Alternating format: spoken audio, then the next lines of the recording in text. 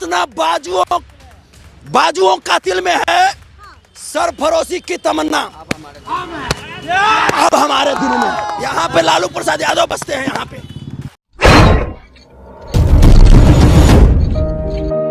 साथियों, कहावत सुनी थी कि बीजेपी जब जब डरती है ईडी सीबीआई को आगे करती है। ये कहावत बहुत आप अक्सर जाएंगे रैलियों में मिल जाएंगे कि बीजेपी जब जब डरती है ईडी सीबीआई को आगे करती है। और आज की बात हम करें कि आज बिहार में भूचाल आ गया है। जब से नीतीश कुमार 9वीं बार मुख्यमंत्री बने हैं तब से लालू यादव और तेजस्वी यादव के ऊपर गाज गिरी है। लगातार लगभग 10-10 घंटे 11-11 घंटे तेजस्वी यादव और लालू यादव से पूछताछ की जा रही है। क्यों कि लगभग कई साल पहले एक मामला उठा था कि नौकरी के बदले जमीन ले लो, नौकरी के बदले जमीन ले लो, जमीन के बदले नौकरी ले लो। लगातार लालू यादव से ईडी सीबीआई पूछताछ कर रही है। बाकी ईडी सीबीआई की बात अगर हम करें तो आखिर जब ऐसा मामला आता है, जब एनडीए गठबंधन जब ऐसे ऐसे लोगों को जोड़ नहीं पाता है तो अक्सर सुना जाता है कि ईडी सीबीआई उनके पीछे पड़ जाती है।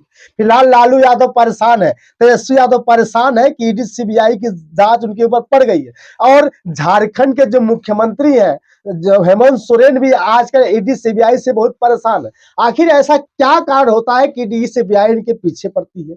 क्या बीजेपी के लोगों में कभी ऐसे लोग नहीं है जिनके ऊपर ईडी सीबीआई पड़े?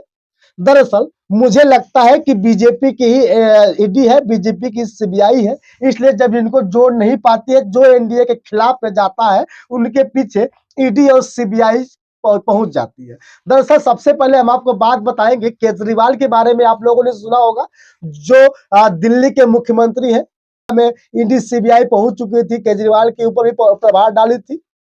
बहुत लोगों के ऊपर ईडी सीबीआई की जांच बैठ जाती है। अक्सर ईडी सीबीआई के पीछे जाने का मतलब क्या होता है? चलिए हम आपको एक बहुत ही अलग राजनीति के बारे में बात करते हैं।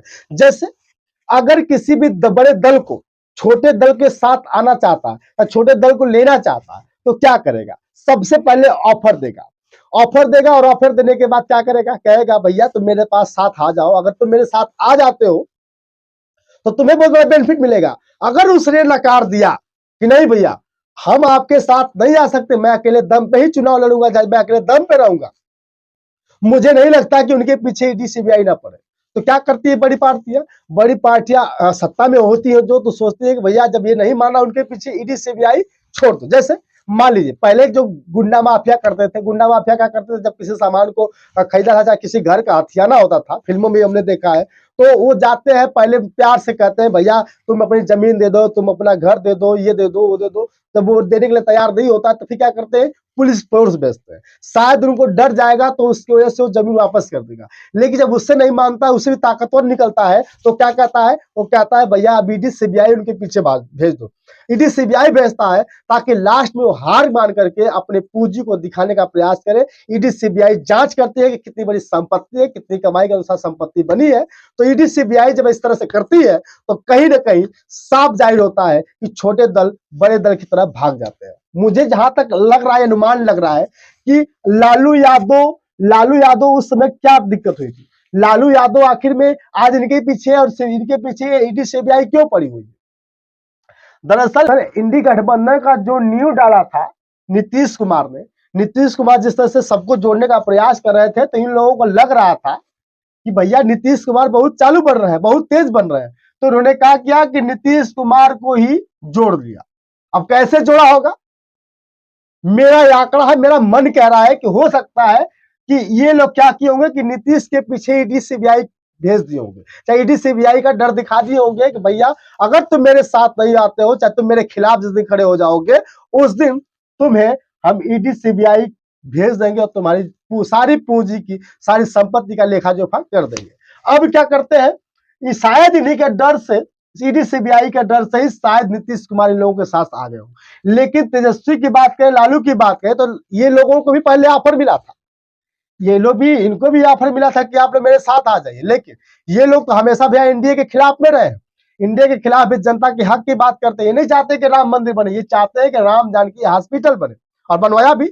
जब ये लोग उत्तर प्रदेश में राम मंदिर बनवा रहे थे तब ये तेजस्वी यादव राम जानकी हॉस्पिटल बनवा रहे थे। समझ रहे हैं आप?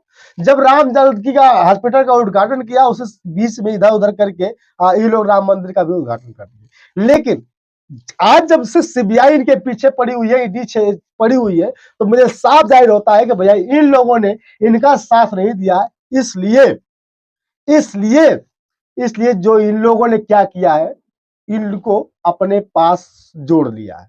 तो अक्सर ऐसा होता है, हो भी सकता है। जैसे मैंने कहा कि बड़े दल को अगर जीतना हो, चाहे कोई किसी की जमीन हथियानी होती है, तो क्या नहीं तो लोग क्या करते हैं, करते वही है कि पहले पुलिस भेजेंगे, फिर नहीं मानेगा तो ईडी सीबीआई भेज देंगे, नहीं उससे भी नहीं मानेगा तो भैया तुम जाओगे कहाँ। जब पूंजी का लेखा जोखा हो जाएगा, तुम्हारे संपत्ति का जब लेखा जोखा हो जाएगा, तुम हार मान के नहीं चाहोगे इससे हम कमाई से बहुत ज्यादा कमा लिया है आप, तब डर के मारे कहेंगे भैया नहीं, मुझे हाथ जोड़ कर कहेंगे भैया मुझे अपने साथ जोड़ लो।